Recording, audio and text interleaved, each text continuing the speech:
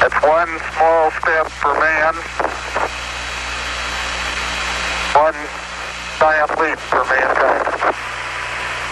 Oh, that looks beautiful from here, Neil. It has a stark beauty all its own.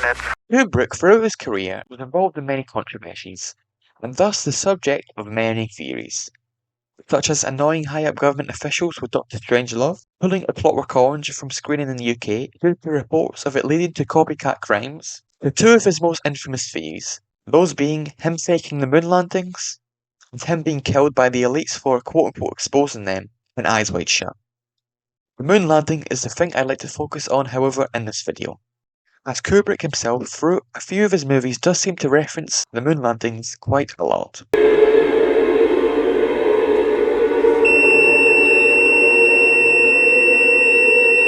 The most obvious place to start is 2001: A Space Odyssey, a film which was funded by NASA as a sort of propaganda, which showed, by all accounts, a very accurate sci-fi movie, and showed humanity having a base on the moon, which many believe hints towards Kubrick being involved in the conspiracy to fake the landings. Would happen only a year later, as the Apollo 11 mission landed in 1969. Because of this, people believe Kubrick was recruited to stage and film the moon landings, especially considering only a year later humanity would actually go to the moon. And thus America won the space race. Which one theory I've heard, which does sound interesting, is that had Apollo 11 failed, Kubrick would actually fake the moon landings as a backup plan to avoid worldwide embarrassment which America was already facing due to the ever-failing, disastrous Vietnam War. Kubrick would mention the moon several other times throughout his films. In A Clockwork Orange, the tramp mentions to Alex about men on the moon. Men on the moon? And men spinning around the earth? Which was an original line for the film and not in the book, though in the novel it then mentions the moon.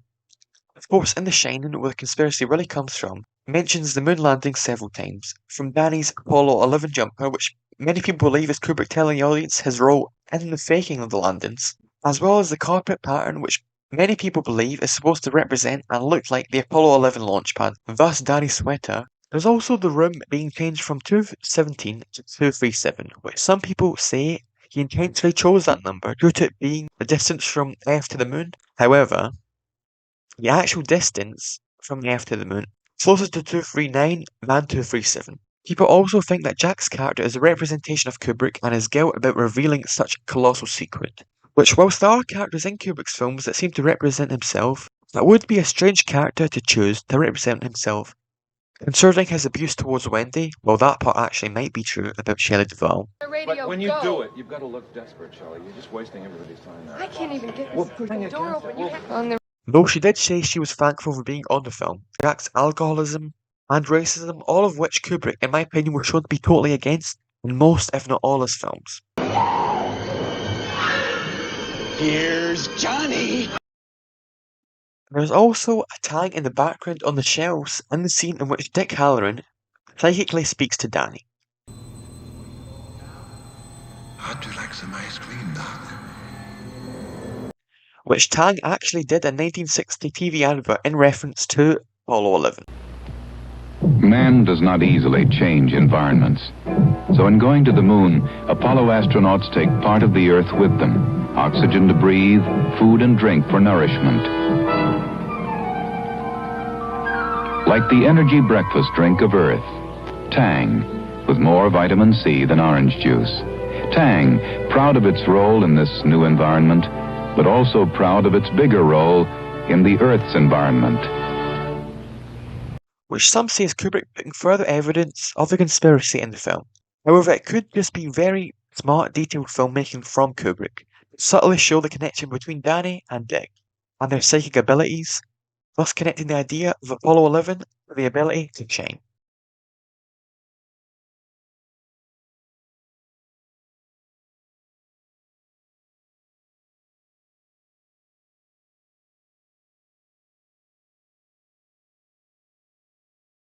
And the Apollo 11 symbolism could just be a metaphor for Danny reaching a sort of clarity and reflection.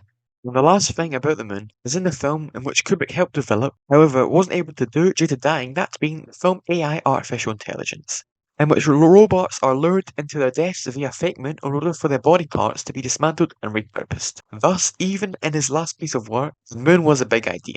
Now, do I believe Kubrick faked the moon landings personally? Now, did Kubrick believe in said moon landings? Perhaps not. The reason for this could be Kubrick had seen that NASA technology flaws and used the input to add to the realism of the first half of 2001: A Space Odyssey. Or perhaps he felt NASA's technology wasn't able to reach the moon just a year later. Though Kubrick would keep somewhat good relations with NASA due to being able to use NASA lens to film in natural light for Bioland.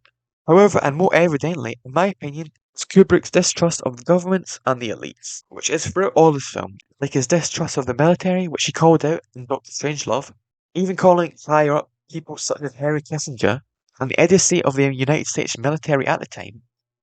IBM, though Kubrick denied this, it does seem clear he was heavily anti-AI, and thus anti-IBM in 2001. Of course, his last film, which many people believe got him killed, was a film exposing secret societies and their sexual deviancies. Clockwork Orange is where he calls out both sides of the political spectrum and showed how they don't really care about the people, they just want power and to win. And thus his dystopian future Alex lives in. And Full Metal Jacket is a critique of the entire Vietnam War and the dehumanization of the soldiers as well as the Vietnamese, etc. and etc.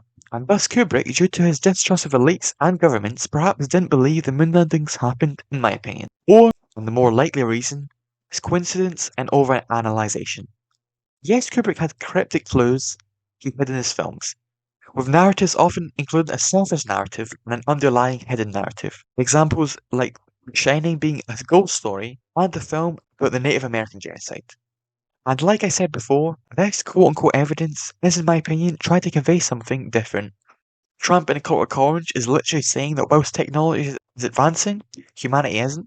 Apollo 11, the connection between Danny and Dick Halloran, and artificial intelligence, but the fear of how far tech can go, and unfortunately, as we see with AI nowadays, how it can trick and manipulate. That's my thoughts on Kubrick and the moon landings. I could be right, and I could be wrong. Or somewhere in between. But that's just my opinion. Thanks for watching.